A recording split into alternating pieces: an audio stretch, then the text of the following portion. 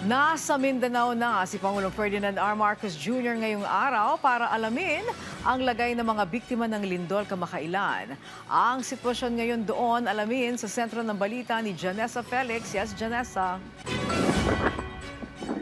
Angelic, personal na ininspeksyon ni Pangulong Ferdinand R. Marcos Jr. ang isang pribadong ospital dito sa General Santos City ngayong araw na isa sa mga nakaranas ng matinding pinsala ng tumama ang magnitude 7.8 na lindol sa Mindanao noong Lunes na sumentro sa Maasim, Sarangani.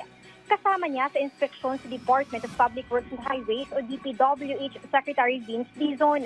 Makikita na naka-expose na ang ilang mga opisina sa nasabing ospital dahil gumuho ang mga pader nito. Basag rin ang mga pinto at mga bintanang gawa sa salamin. Dahil dito, ipinarodon na ang lugar upang maiwasan ang paglapit ng publiko dahil na rin sa banta sa kaligtasan. Patuloy pa rin kasing nararamdaman ang mga aftershock sa lungsod sa kasalukuyan. Gayunman, ayon sa ulat, ligtas ang lahat ng mga pasyente at kawani ng sabing ospital matapos ang pagyanig.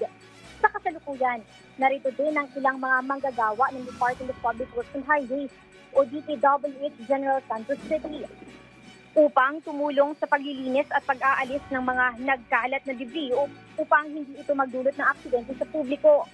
Angelic, maliban sa nasabing ospital, nakatakda rin inspeksyonin ni Pangulong Marcos Jr. ang ilang mga paaralan sa Jensan na apektado ng lindol.